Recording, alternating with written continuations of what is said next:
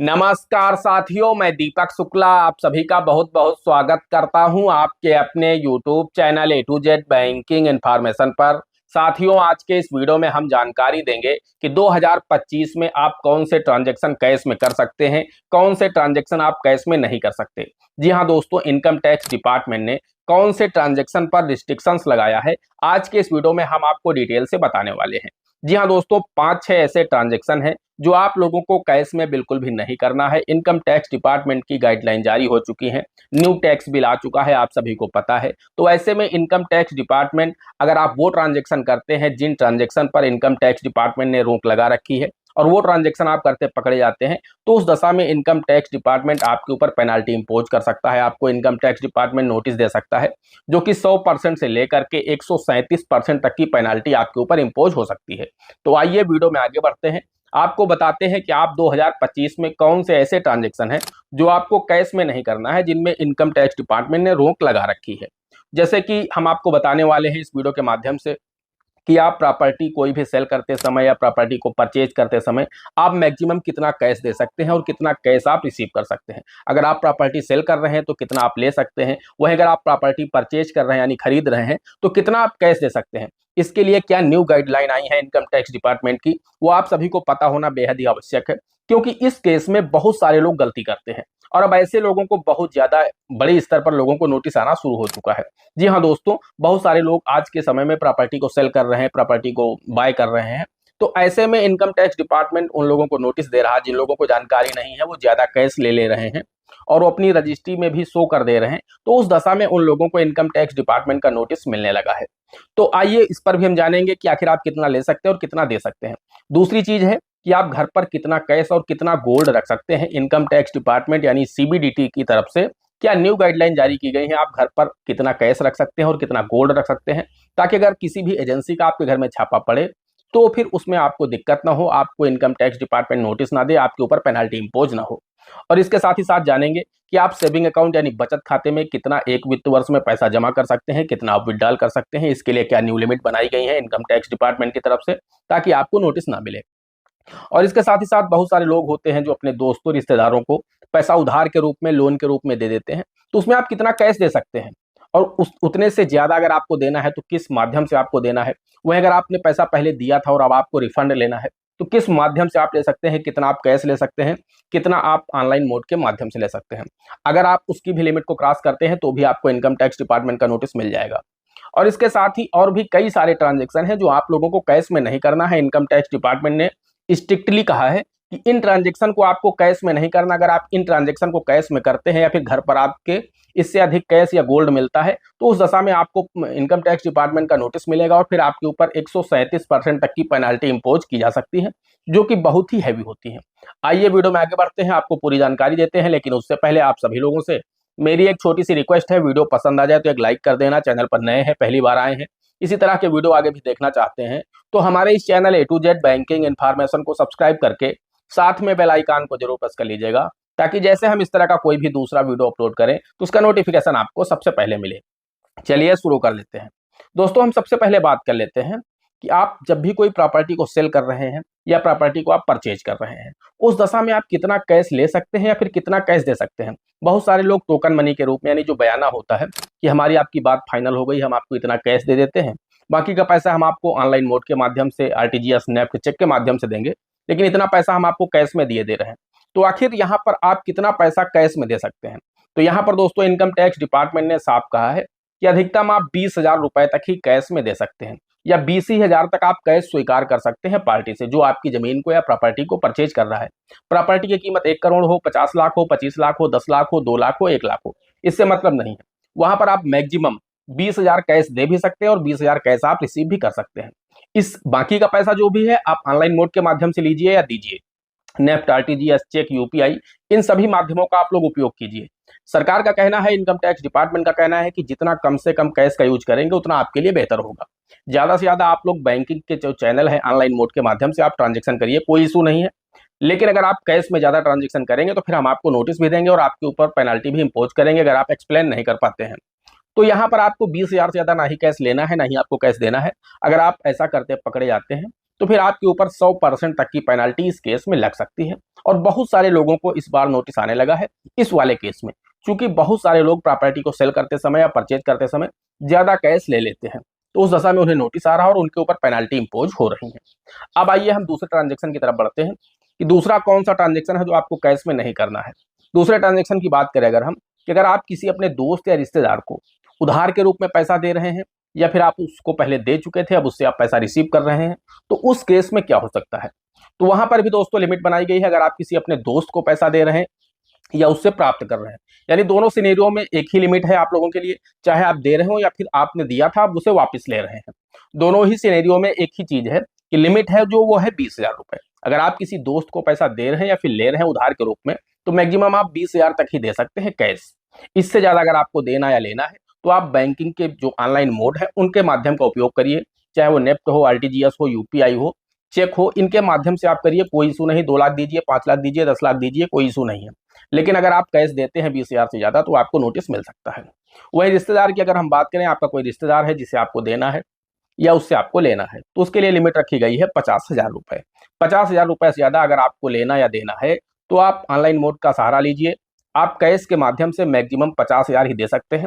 अगर इससे ज्यादा अगर आप कैश देते हैं या लेते हैं तो भी आपको इनकम टैक्स डिपार्टमेंट का नोटिस मिल सकता है और आपके ऊपर पेनाल्टी इंपोज हो सकती है, जो कि 137% हो सकती है।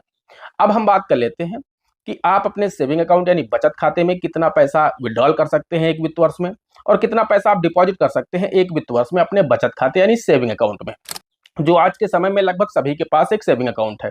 फिर चाहे वो जनधन खाता हो, नॉर्मल सेविंग अकाउंट हो या सैलरी अकाउंट हो, तो उसकी आखिर क्या लिमिट है। तो दोस्तों सेविंग अकाउंट के लिए इनकम टैक्स डिपार्टमेंट की जो लिमिट है वो है 10 लाख रुपए। आप एक वित्त वर्ष में अधिकतम 10 लाख रुपए ही बैंक से कैश विड्रॉल कर सकते हैं और 10 लाख रुपए ही आप कैश डिपॉजिट कर सकते हैं अपने सेविंग अकाउंट में। अगर आप आईटीआर भरने वाले पर्सन नहीं है तब। अगर आप आईटीआर भरने वाले पर्सन हैं तो फिर ज्यादा भी डिपॉजिट कर सकते हैं और ज्यादा भी विड्रॉल कर सकते हैं। अगर आपको नोटिस आता भी है तो आप उसे एक्सप्लेन कर पाएंगे, आप उन्हें बता पाएंगे, क्योंकि आपने अपना आईटीआर भरकर खुद ही जानकारी दी है। तो इस चीज का आपको ध्यान रखना, अगर आप आईटीआर फाइल नहीं करते हैं तो उस दशा में आपको यहाँ पर 10 लाख रुपए की लिमिट दी जाती है सेविंग अकाउंट से पैसा डिपॉजिट करने की और पैसा विड्रॉल करने की। मैं कैश की बात कर रहा हूँ, ऑनलाइन मोड के माध्यम की बात नहीं कर रहा हूँ। ऑनलाइन मोड के माध्यम से आप ज्यादा पैसा भी ट्रांसफर कर सकते हैं और ज्यादा पैसा आप अपने सेविंग अकाउंट में मंगवा भी सकते हैं, तो उससे कोई इशू नहीं है। बस ये कैश की बात हम आपको कर रहे हैं, केवल और केवल कैश ट्रांजेक्शन की बात हो रही है यहाँ पर। तो आप 10 लाख कैश विड्रॉल भी कर सकते हैं और 10 लाख कैश डिपॉजिट भी कर सकते हैं अपने बचत खाते में। इससे ज्यादा करने पर आपको नोटिस मिल सकता है और आपके ऊपर पेनाल्टी इंपोज हो सकती है। अब हम बात कर लेते हैं कि आप अपने घर पर कितना कैश या कितना गोल्ड रख सकते हैं, इसके लिए क्या लिमिट इनकम टैक्स या सीबीडीटी की तरफ से जारी की गई है। तो दोस्तों अगर हम गोल्ड की बात करें तो गोल्ड में तो यहाँ पर बताया गया है कि जो विवाहित महिलाएं हैं उनके पास 500 ग्राम तक गोल्ड रह सकता है, कोई दिक्कत नहीं है। जो अविवाहित महिलाएं हैं उनके पास 250 ग्राम गोल्ड हो सकता है, कोई दिक्कत नहीं है। और पुरुष चाहे विवाहित हो या फिर अविवाहित हो उसके पास 100 ग्राम गोल्ड रह सकता है, इसके लिए कोई दिक्कत नहीं है। यानी इन लोगों के लिए 100 ग्राम, जो अविवाहित या विवाहित पुरुष हैं 100 ग्राम रख सकते हैं, अविवाहित महिलाएं 250 ग्राम गोल्ड रख सकती हैं, और जो विवाहित महिलाएं हैं उनके पास 500 ग्राम गोल्ड होना चाहिए, यानी हो तो कोई दिक्कत नहीं है। यानी उनके पास अगर 500 ग्राम गोल्ड मिलता है तो इनकम टैक्स डिपार्टमेंट को कोई भी दिक्कत नहीं है, उनके वहां पर वो बिल नहीं देखेंगे। लेकिन इससे ज्यादा अगर गोल्ड मिलता है, इतने तक आप बिना किसी बिल के रख सकते हैं घर में, कोई इशू नहीं है।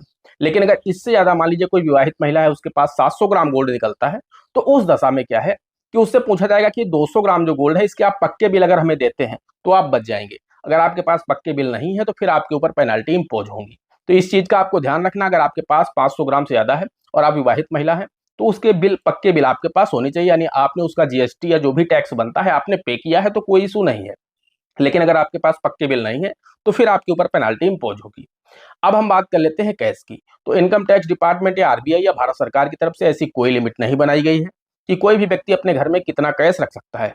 अगर आप आईटीआर भरते हैं तो खुद ही जानकारी देते होंगे कि आप घर पर कितना कैश रखते हैं। हो सकता है आपका कोई ऐसा व्यवसाय हो, कोई ऐसा काम हो जिसमें आपको कैश का ही काम लगता हो, तो उस दशा में आप घर पर ज्यादा कैश भी रख सकते हैं, कोई इशू नहीं है। लेकिन एक चीज का आपको ध्यान रखना, अगर आपके घर में किसी एजेंसी का कभी छापा पड़ता है तो जो भी कैश आपके घर में बरामद होता है उसके आपके पास सोर्स होने चाहिए, पैसा आप लाए कहाँ से और कहाँ पर आपको खर्च करना है। अगर आप ये एक्सप्लेन कर ले गए तो कोई दिक्कत नहीं है। अगर आप ये एक्सप्लेन नहीं कर पाए कि ये पैसा आप लाए कहाँ से, आपको किसने दिया है और आप इसे कहाँ पर खर्च करने जा रहे थे, तो उस दशा में अगर आप बता नहीं पाएंगे तो फिर आपके ऊपर पेनाल्टी इंपोज होंगी, आपको नोटिस मिलेगा। दोस्तों अब हम बात कर लेते हैं, अगर आप कोई वस्तु खरीदते हैं या गोल्ड खरीदते हैं तो आप अधिकतम वहां पर कितना कैश दे सकते हैं। मान लीजिए आपको कोई कार खरीदना है जिसकी कीमत 8 लाख रुपए है और आपके पास कैश रखा है, आप उसे लोन पर नहीं लेना चाहते, तो आप अधिकतम कैश कितना दे सकते हैं। तो दोस्तों इनकम टैक्स डिपार्टमेंट कहता है अगर आपको कोई वस्तु खरीदना है या फिर आपको गोल्ड खरीदना है तो वहां पर आप अधिकतम एक दिन में 2 लाख रुपए ही दे सकते हैं। इससे ज्यादा आप कैश नहीं दे सकते। तो 8 लाख की अगर आपकी कार है तो 2 लाख आप कैश दे सकते हैं और बचा 6 लाख रुपए तो आप अपने किसी सेविंग अकाउंट में डाल दीजिए या करंट अकाउंट में आप डाल दीजिए।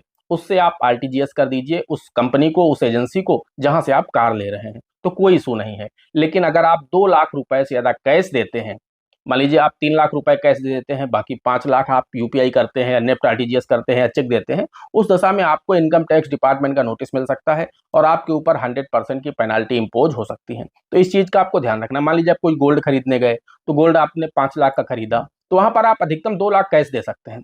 इससे ज्यादा आप कैश नहीं दे सकते। इससे ज्यादा कैश देने पर आपके ऊपर पेनाल्टी इंपोज हो सकती है, ये इलीगली है, तो ये कार्य आपको नहीं करना है। अब हम बात कर लेते हैं, एक नया सेक्शन ऐड किया गया है 2023 में कि अगर आपका जो बैंक में लोन है उसका जब आप रिपेमेंट करते हैं तो आप अधिकतम कैश कितना दे सकते हैं। तो इसके लिए भी इनकम टैक्स डिपार्टमेंट ने एक रूल बनाया है कि आपका जो भी लोन है जब आप उसका रिपेमेंट करेंगे तो मैक्सिमम आप 20,000 रुपए ही कैश दे सकते हैं। तो कुल मिलाकर के अगर आपका ईएमआई वाला लोन है तो आपको मंथली ईएमआई देना है जो कि आपकी लगभग 20,000 से कम ही बनेगी। ज्यादातर आपकी जो ईएमआई होंगी वो 20,000 से कम ही होंगी, तो उसमें तो कोई इशू है ही नहीं। लेकिन जो कुछ ऐसे लोन होते हैं जिनमें आपको इकट्ठे पैसा डालना होता है, 2 लाख, 3 लाख, 5 लाख, 4 लाख, 1 लाख, तो उस स्थिति में आपको क्या करना है कि आपको अधिकतम 20,000 कैश दे सकते हैं। इससे ज्यादा अगर आपको जमा करना है तो आप अपने किसी सेविंग अकाउंट या करेंट अकाउंट से उस लोन खाते में पैसा ट्रांसफर करिए। आप कैश नहीं जमा कर सकते पूरा का पूरा। तो इस चीज का भी आपको ध्यान रखना है। अगर आपका कोई लोन है तो आप वहां पर 2 लाख, 4 लाख आपको जो भी जमा करने हैं, रिपेमेंट करना है, तो आप कैश जमा मत करिए। आपको जहां से भी पैसा मिलना है वो कैश लेकर के आप जाने वाले हैं बैंक में जमा करने, तो उस चीज आप उन्हें बता दीजिए कि ये पैसा आप हमारे सेविंग में ट्रांसफर कर दीजिए, हमें कैश मत दीजिए। क्योंकि हम बैंक में अपने लोन में कैश जमा नहीं कर पाएंगे। अगर कैश जमा करेंगे तो हमारे ऊपर पेनाल्टी लग सकती है, हमको इनकम टैक्स का नोटिस मिल सकता है। तो वो पैसा आपके सेविंग में डाल देगा या करंट में डाल देगा।